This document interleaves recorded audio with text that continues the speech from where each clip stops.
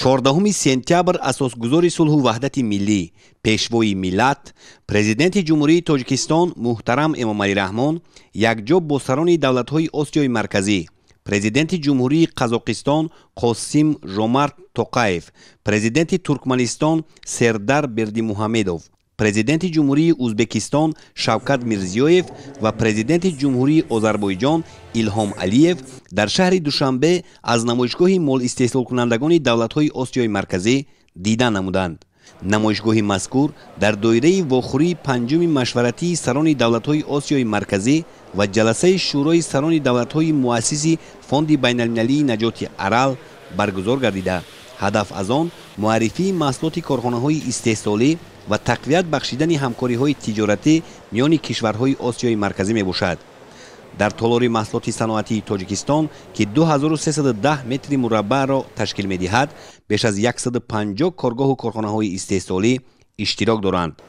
аз ҷумла дар ин толор намояндагони ширкатҳои насоҷӣ, саноати сабук, саноати мошинсозӣ, саноати кӯҳӣ, канданиҳои фоиданок, энергетика, технологияи иттилоотӣ, кишоварзӣ ва ғайра маҳсулоти хешро муаррифӣ менамоянд.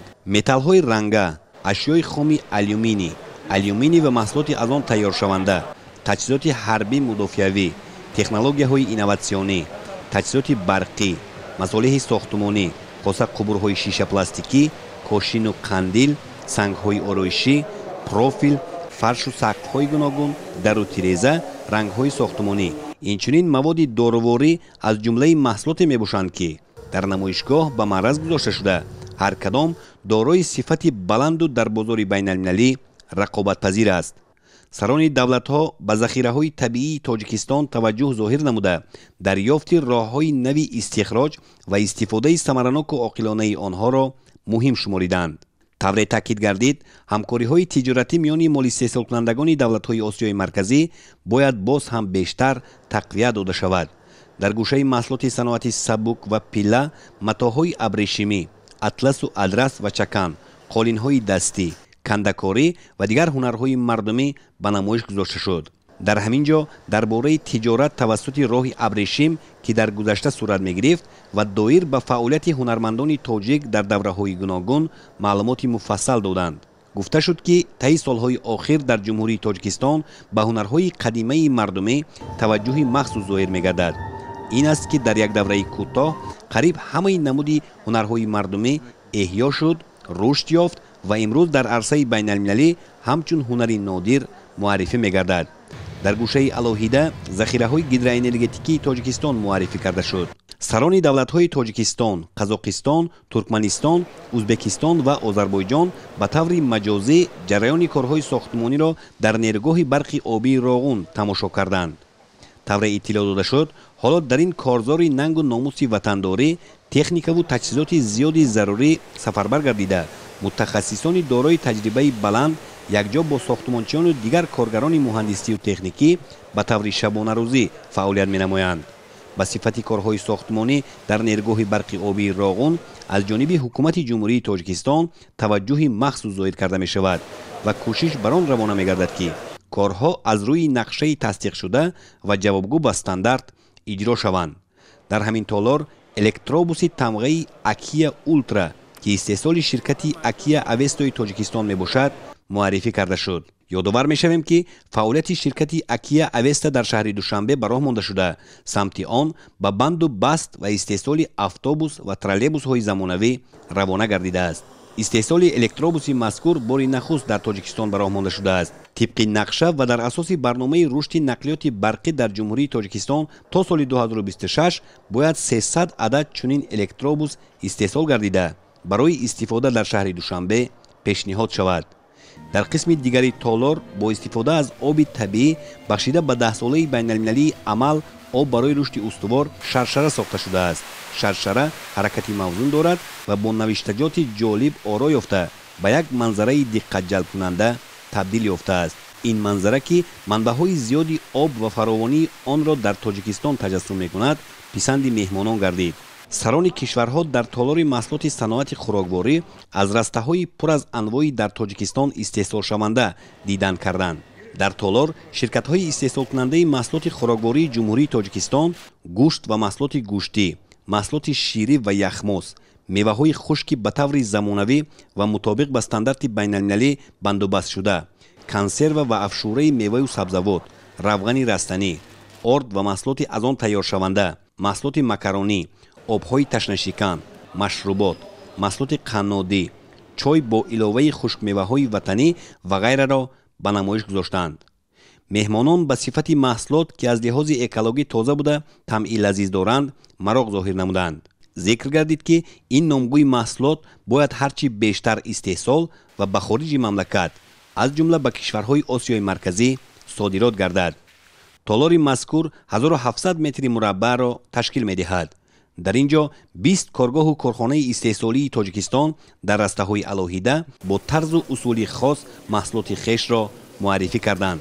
сипас сарони давлатҳо ва меҳмонон ба толори дигар гузашта аз намоишгоҳи молу маҳсулоти саноатии ҷумҳуриҳои Узбекистон, Қазоқистон ва Туркманистон дидан намуданд. масоҳати умумии толори мазкур 1815 метри мураббаъро ташкил медиҳад ва дар гӯшаҳои алоҳида коргоҳу корхонаҳои истеҳсолии ҷумҳуриҳои Узбекистон, Қазоқистон ва Туркманистон маҳсулоти саноати сабук, техникаи маишӣ, таҷҳизоти инноватсионӣ, насоҷӣ, мошинсозӣ, канданиҳои фоиданок, масолеҳи сохтмон ва ғайраро муаррифӣ карданд. дар гӯшаи намоиши ҷумҳурии Узбекистон барои 30 ширкати истеҳсолӣ шароити муаррифии молу маҳсулот фароҳам оварда шуд. намояндагони коргоҳу корхонаҳои саноатии Узбекистон имкон пайдо намуданд ки маҳсулоти хешро ба таври зарурӣ пешниҳод намоянд. дар маҷмӯъ зиёда аз 100 номгӯи маҳсулоти истеҳсоли Узбекистон аз қабили маҳсулоти чармӣ, фармасевтӣ, насоҷӣ, пилла, мошинсозӣ, таҷҳизоти барқӣ, кишоварзӣ, технологияи инноватсионию рақамӣ, масолеҳи сохтмон ва ғайра ба намоиш гузошта шуд. дар намоишгоҳ аз ҷумҳурии Узбекистон зиёда аз 90 нафар намояндагони соҳаи саноат иштирок доранд.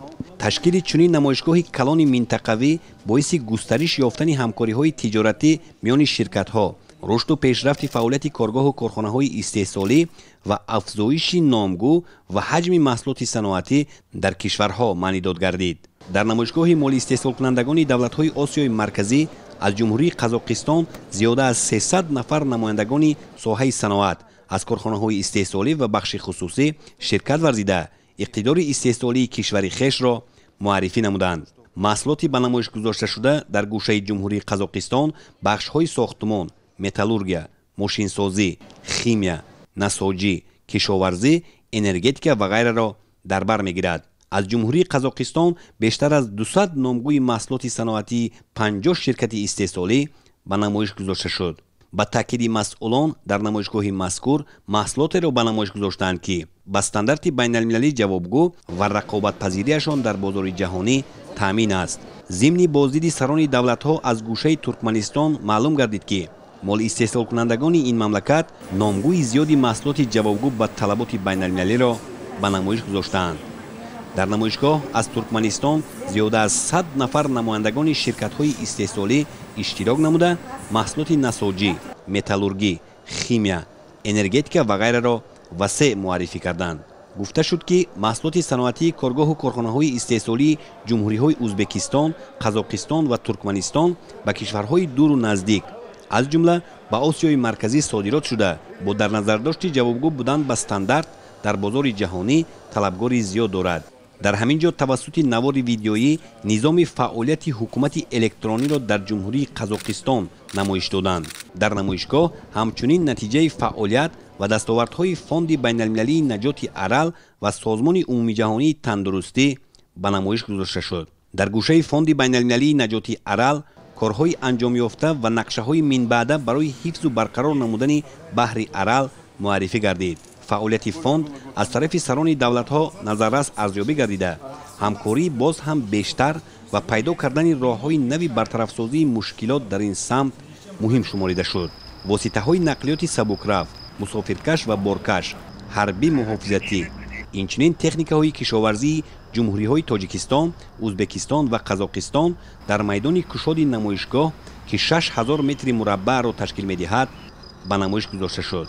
дар ин майдон аз ҷумҳурии Тоҷикистон 42 адад воситаи нақлиёт, از جمهوری ازبکستان 65 عدد و از جمهوری قزاقستان 43 واسطه نقلیاتی گوناگون تمغه معرفی گردید. سران دولت‌ها محترم امامعلی رحمان، قاسم جومرت توقایف، سردار بردیمحمدوف، شوکت میرزیویف و پرزیدنت جمهوری آذربایجان ایلهام علیف تشکیل نمایشگاه مالی استحصال کنندگان دولت‌های آسیای مرکزی را مهم و سریوقتی ارزیابی کردند. سران دولت‌ها با شرایط و امکانیت‌های فراهم آورده شده برای معرفی مال و محصولات صنعتی جمهوری‌های تاجیکستان، ازبکستان، قزاقستان و ترکمنستان بهای بلند داده به متصدیان منتداری صمیمی اظهار داشتند.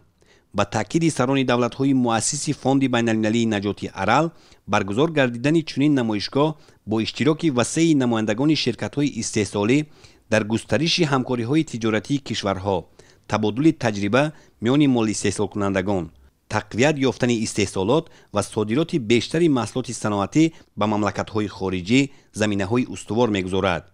مورد به تاکید است که نمایشگاه مال استحصال کنندگان دولت‌های آسیای مرکزی در شهر دوشنبه تا 16 سپتامبر ادامه می‌یابد.